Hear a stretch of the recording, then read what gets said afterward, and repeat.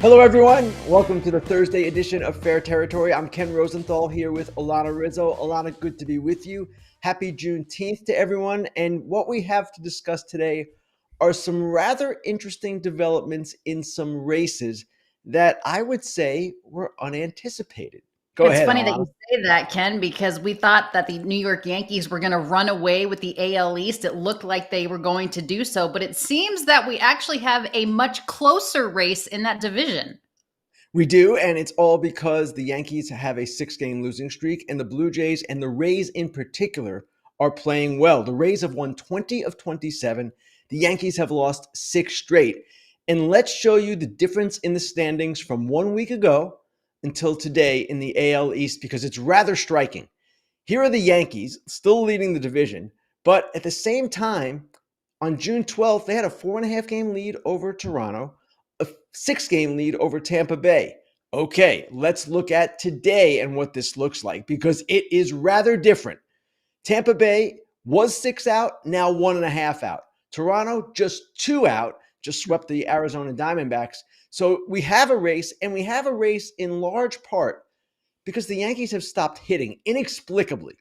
They still lead the American League in runs per game, and yet over the past week, Alanna, they have scored 7 runs in 7 games. I want to show you the difference in their offensive output over the last week because it's so dramatically different from where they were for the rest of the season. Here it is. My First goodness. 66 games, 5.5 runs per game. That's a productive, robust offense. Last 7 games, 1 run per game. And that's not going to get it done, Alanna. No, that offense is offensive, Ken Rosenthal. The Yankees, I always feel, will get things going, but it has been horrible for them the last week and change. So we talked about the Yankees slumping, but they're not the only ones, Ken. If you take a look from the AL East to the NL West, both the San Diego Padres and the Arizona Diamondbacks, who you just mentioned were swept by the Toronto Blue Jays, they seem to be on a downward spiral. What's going on with them? It's so interesting, Alana, because at the start of the season, remember, the NL West teams, even the Giants, we could include them in this particular discussion, they all came out firing. They all came out really hot. And yet, since about mid-April, both the Diamondbacks and the Padres really haven't played all that well. They've been below 500. I want to show you what I'm talking about here because it's kind of, again, striking to see what these teams have sort of disintegrated to. Since mid-April, what we're talking about with the Padres and the Giants are, again, 2 sub-500 teams. Here we go. Padres since April 14th, 25 and 32.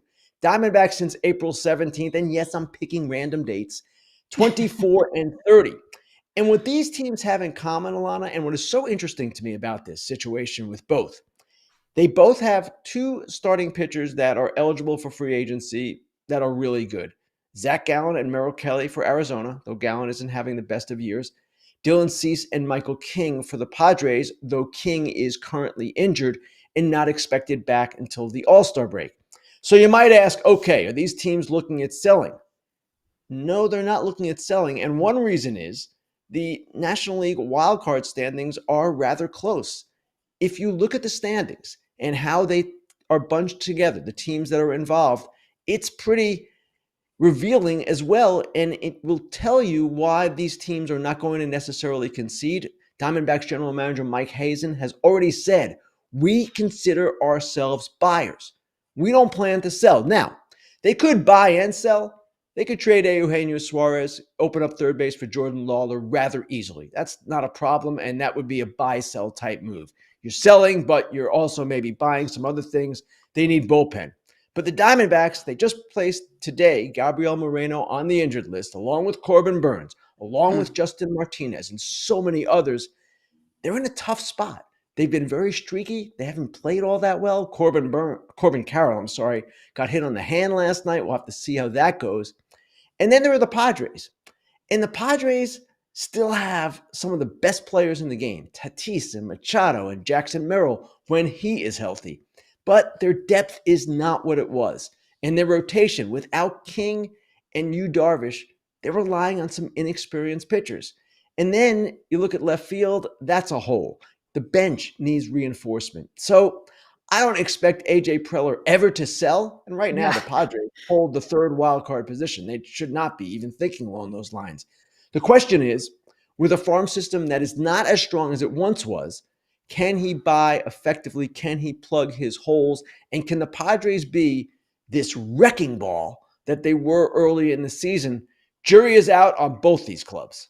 Yeah, Mike Hazen certainly isn't the selling type. We know AJ Preller loves to move and shake. He's always a buyer, especially. They're still in this thing, Ken. So we'll see what the Padres do. I did want to make one correction, a mistake that I made. The Arizona Diamondbacks have lost the first 2 games of the series against the Toronto Blue Jays. Not quite a sweep yet by the Blue Jays, but they have effectively won that series with the Diamondbacks. All right, talking about earlier the Tampa Bay Rays and how well they're playing.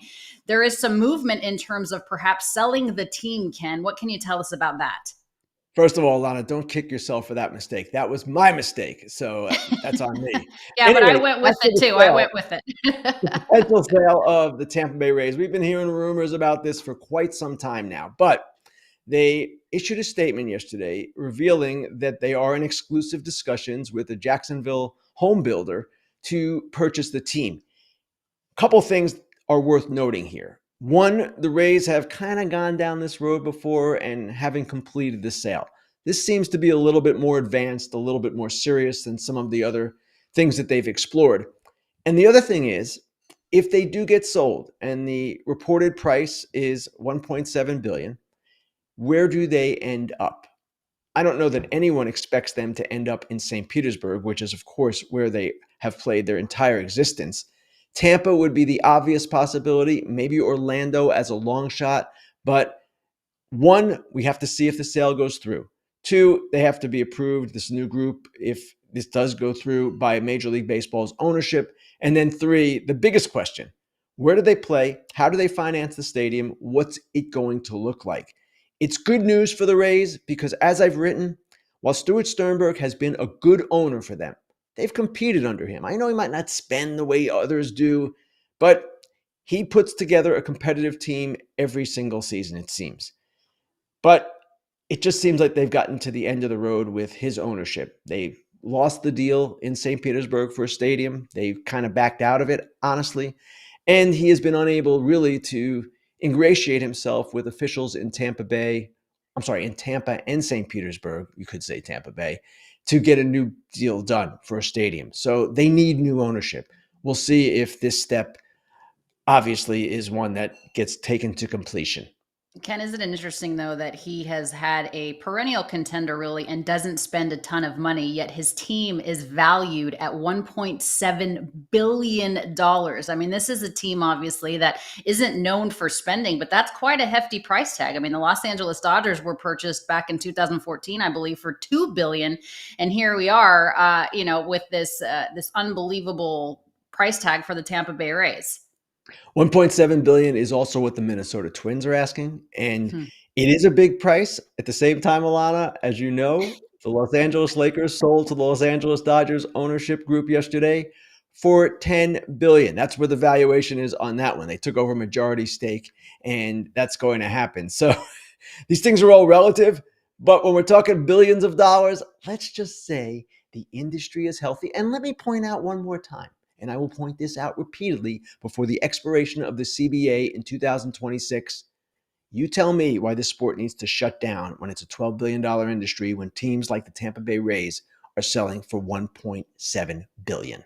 Amen to that. And there is your answer also as to why teams can spend $700 million on Shohei Ohtani and why teams can spend $765 on Juan Soto, because as much as the players get, the owners have more. Much more to come on Fair Territory with Ken Rosenthal. We'll be back right after this break from our guys at Foul Territory. It is summertime. We are in the thick of golf season. It's always golf season down in Florida, but we're in the thick of golf season across the country, and someone's looking to get a new club. That logo should say it all. PXG. What do they do? Go get fitted. Mm-hmm. Go get fitted by one of their master fitters, professional fitters. I've done it. It's helped shave many strokes off my handicap. It is worth it. It's educational. You learn about not only clubs, you learn about shafts, you learn about grips, you learn about angles. They have all the numbers, all the setups that you need to help improve your handicap. You feel like a VIP when you're there.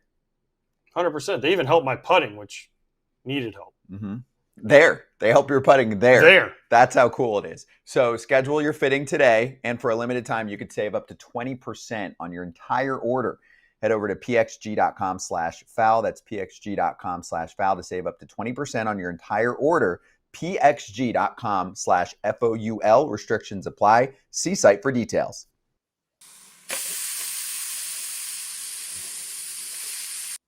All right, it is time for our Grillin Ken segment. And of course, we are taking questions from our YouTube chat. We appreciate that very much. But in addition to taking questions from the YouTube chat, we are also taking questions, Ken, from ChatBCC. It's a free chat app. Go to foulterritory.chat. It's totally free. Join the conversation. So we start there from Justin Yamas. Why isn't there more chatter about Mackenzie Gore being traded? The Nats are terrible. I believe they've lost 11 in a row. And he's a free agent in 2.5 years with Scott Boras as an agent.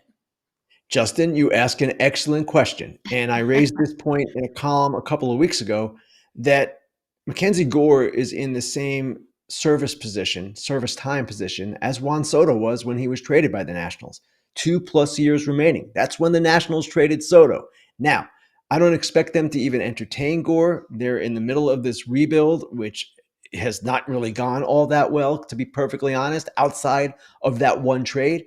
Mike Rizzo's contract has to be exercised, the option in July, as does Davey Martinez's. Their ownership has been rather disinterested and stagnant, and I just don't see them taking that kind of step. That would be an admission that this hasn't gone well, and they're trying to build, so they say, and they claim it's getting better, so they say. I advise you to read Britt Giroli today in The Athletic.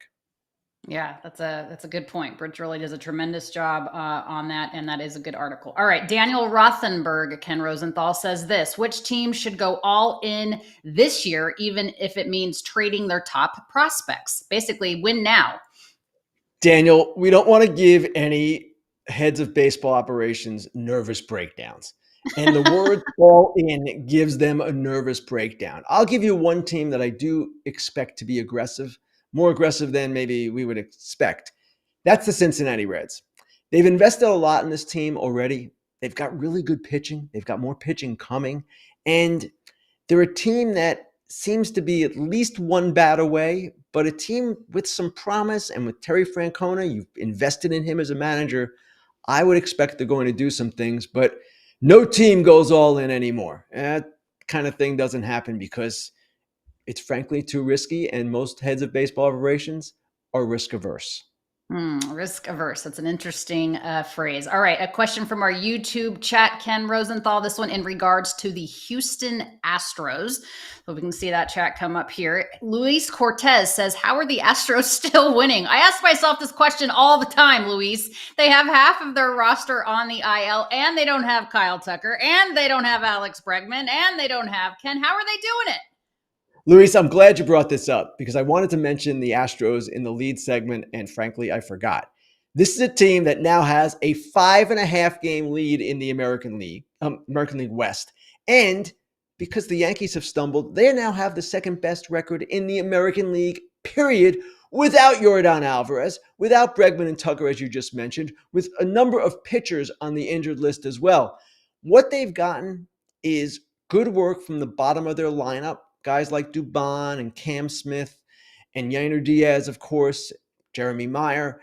But it's been a surprise. It's kind of amazing what they do year after year. It's like you can't kill them. No matter what you do, they keep coming back. And good for the Astros. They're playing really well. And shame on the rest of the AL West for allowing this all to happen. Yeah, they're like a cockroach, Ken. They just won't die, those Houston Astros. They just won't die. There is not a can of Raid big enough for the Houston Astros. They always win. Obviously, a very, very good club. All right, next question is in regards to extension talks, if you will, for certain players. Bubs wants to know, question for Grillin Ken, in a time where we're seeing more extensions of young star players, i.e. Bobby Witt Jr., who do you think is a prime candidate for a big extension? He's thinking of Donovan for St. Louis. Brendan Donovan is a really good player and certainly someone I would think the Cardinals would want to keep and extend. He's not necessarily young, but he's a guy that, yes, is outstanding. Extension talk is interesting because a year ago, you would have said, hey, the Orioles have to extend Adley Rutschman. Adley Rutschman, he's come on a little bit of late, but that question now is kind of an open question. So I don't necessarily see anyone with the Orioles getting extended, though their fans would like that to happen. Gunnar Henderson, represented by Scott Boras, he could be the next big contract that Boras negotiates. Off the top of my head, I can give you any number of players who could be worth extensions.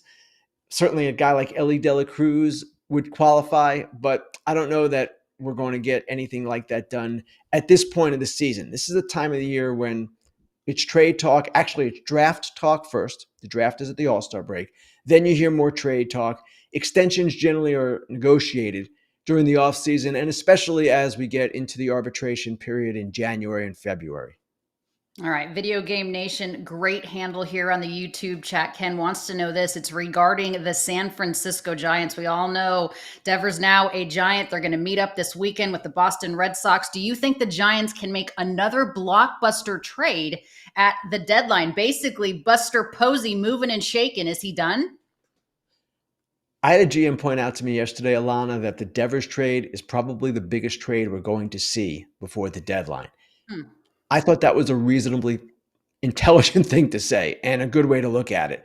I don't know that Buster Posey, as president of baseball operations with the Giants, needs to make another blockbuster trade. They've got lineup balance now. They've got the slugger that they needed with Devers.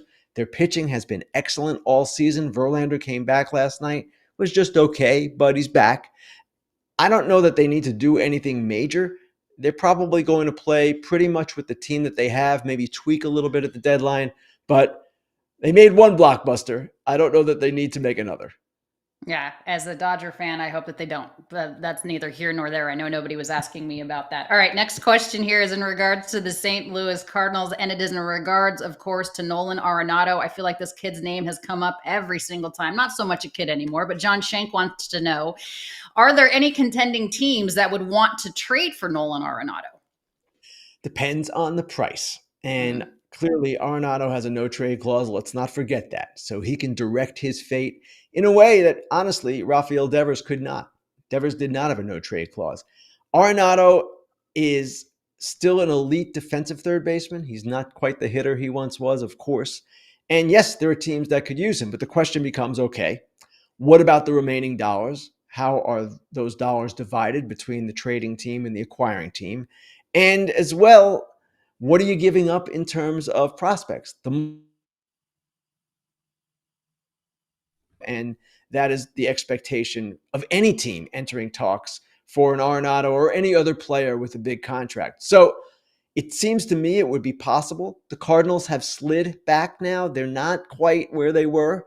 They're still in the middle of the NL wildcard race. But if you're looking at this realistically, are they going to win the World Series this year?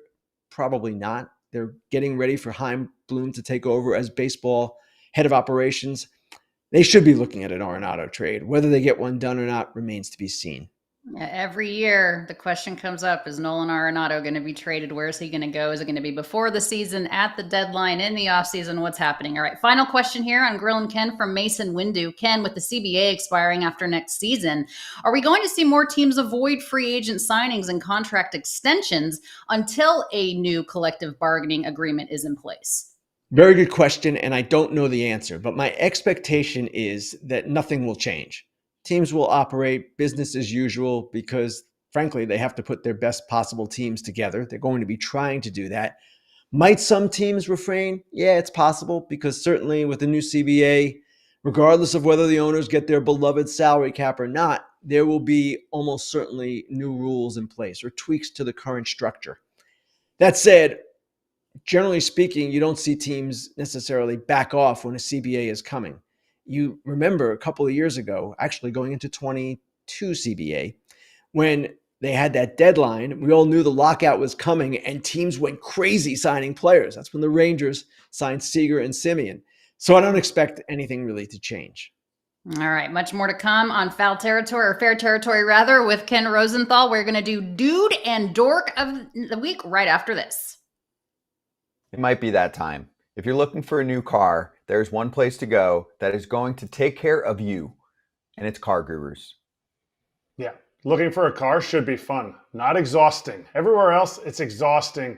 You're dodging people. You're trying to just, oh, can I look at this car? Car Gurus, you type in your search, you find the color that you want, it narrows it down for you, and all of a sudden you're like, this has been an exciting experience, and you got a great deal.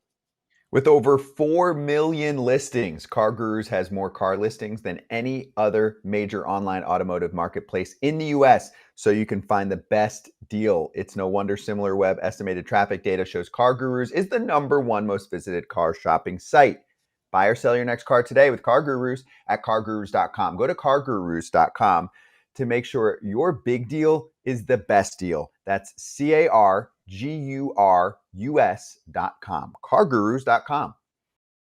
BetMGM is giving you the chance to win a prize every day during the baseball season. Step into the batter's box for BetMGM's Swing for the Fences free-to-play game. Visit the BetMGM app to access the game, and you'll score a prize if you hit a single, double, triple, or home run. Strikeout? No problem. Try again tomorrow. Gambling problem or concern? There is help. Call 1-800-GAMBLER. Dude.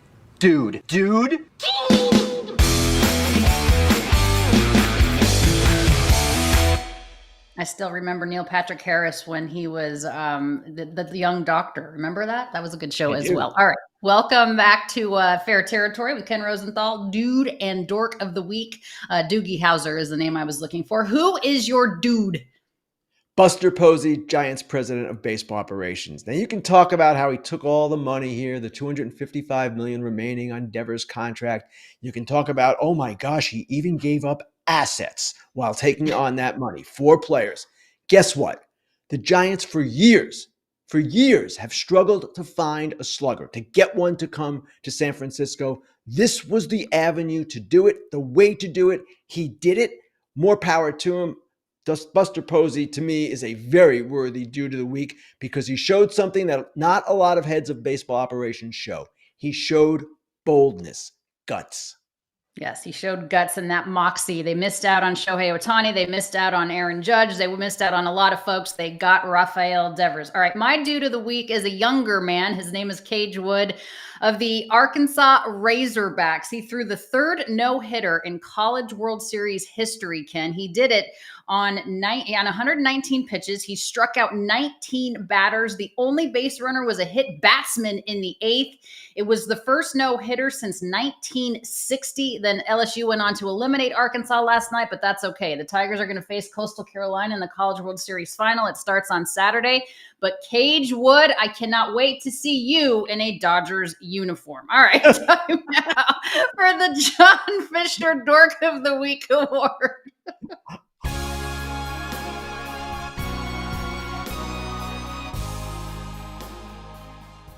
Alanna, All right, I Ken, could who do give you you have? Dork of the Week. I could give you Dork of the Week just for that last comment, but I will not because the Baltimore Orioles last night did something historic.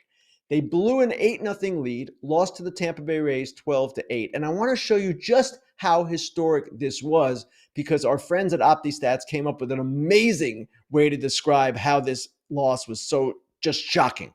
All right, here's what they said.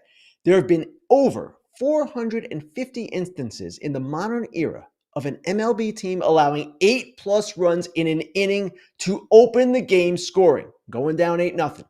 Only one of those teams allowed no runs or hits the rest of the way and came back to win.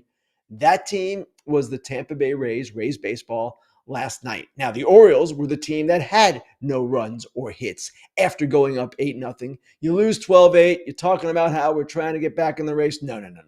Dorks of the week. You cannot do that.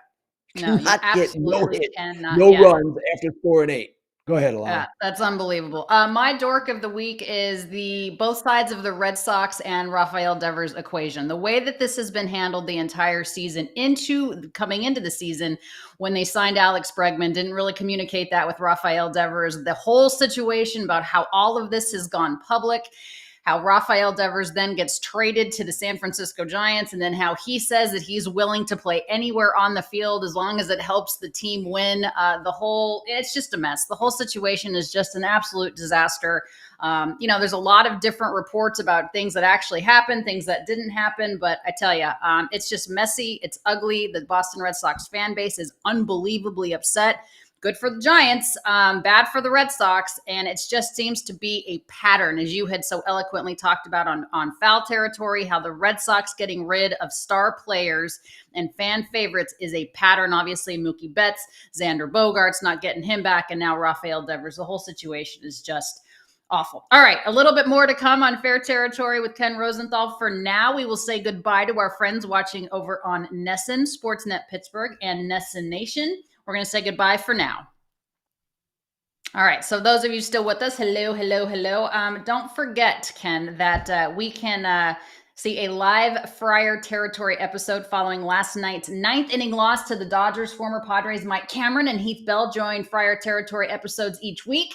Let's get their YouTube channel to 1,000 subscribers. Subscribe on YouTube and wherever you get your podcasts to the entire Foul Territory network. Obviously, Kyle Glazer does a tremendous job on that show, Friar Territory. Okay, your early thoughts, Ken. You're going to be on the East Coast this week for your game with Fox. Your early thoughts on the Mets and the Phillies, a good division battle. Well, it's very interesting to see where these teams are right now, Alanna, because the Mets, of course, through the early part of the season, their rotation carried them. Suddenly, they're in a bit of a rotation crisis. Canning's not pitching as well. McGill's not pitching as well. You've got Frankie Montas on a rehab assignment, and he is getting lit up. And you've got Kodai Senga on the injured list. So they're in a little bit of an uncertain state there, as are the Phillies with their bullpen. The Phillies, their bullpen, of course, without Alvarado, who has been suspended for a PED violation, and Jordan Romano, he's been up and down, lately down again. So they've got in the back of the bullpen, Matt Strahm or Ryan Kerkering. But other than that, it's kind of shaky. So these are two powerful teams. And of course, Bryce Harper remains on the injured list. But they are teams that are not without questions. And when you look at the power and the strength of the NL West, the National League remains this fascinating case study. And who is going to be the one that survives this? Who is going to win this game of survival of the fittest? We will see. But the Mets and Phillies right now, they're a little bit down from where they've been, at least in different parts of the season. Yeah, I kind of feel like the entire division is a little bit down. I was hoping that Atlanta, of course, would be better as well. Obviously, the Marlins are the Marlins. Don't forget, you can catch the Phillies show also here on the Foul Territory Network. Also wanted to make sure we mentioned that Brandon Donovan is a left-handed hitter, not a switch hitter. Wanted to make that correction as well. Ken, let me ask you before we say goodbye, a couple of super chats. Rolando Martinez Jr. wanted to ask you, can the Yankees make it a trade for switch hitter third baseman Brandon Donovan? I don't believe he is a switch hitter, right? I think he's left-handed. Right. And that would be a player I'm sure the Yankees would love to have. But if I'm the St. Louis Cardinals and I'm entering this kind of rebuilding phase, we just talked about a possible extension for Donovan. That is the direction I would be taking with him. You have to have some veteran-type players who can set an example for your younger guys. You can't just go all young. The Red Sox know that too, by the way. So I would not be trading Donovan. I'm sure the Yankees are lusting after Donovan as they lust after every good player, as the Dodgers lust after every good player, as a lot of you just mentioned. But those two teams, they can't have them all. Sorry. No. Yeah, you can't. And it's not good for baseball to get all of them. Let me ask you this, though, before we let you go and say goodbye. There is another question on teams going all in. Daniel Rothenberg, hello, welcome back to the show. That's 2 from him. Why don't teams go all in more? It's risky, but windows close fast. Just ask the Cubs. Chapman helped win 1 title, but they never got back. And I think you kind of alluded to this before, right? There's folks that don't like to go all in. Daniel, it's a fair question, and it kind of relates to your previous question, if I'm not mistaken, about that, going all in. The Orioles are a great example of a team that should have gone harder with what it had. They were a team coming off back-to-back playoff appearances, and their offseason was simply not good enough. And their thinking has always been, well, next year will be better than this year. Our young players will be even better. And then the year after that will be better than the one before. It doesn't always work like that. Progressions of players are not always linear. and different things happen along the way, injuries, regressions, all kinds of things. So yes, teams do need to be more aggressive when the opportunity is there, and keep your eyes on the Detroit Tigers, because that's a team, as good as they are, they can reinforce themselves at the deadline and should. No, I would love to see that. I would love for the Tigers to have a strong second half like they did last year towards the end of it, but they've been playing so well the entire season. All right, Fair Territory with Ken Rosenthal is done. Thank you, Ken, for all the insight and the information. We appreciate it very much. Don't forget, guys, Foul Territory is next. AJ Pierzynski, of course, Eric Kratz, Scott Braun, they host. A lot of good guests today over there. Junior Caminero, Clint Frazier, and David Sampson will join them. That is next on the Foul Territory Network. And Ken will be back with a brand new episode on Monday. Take care, guys. Have a good day.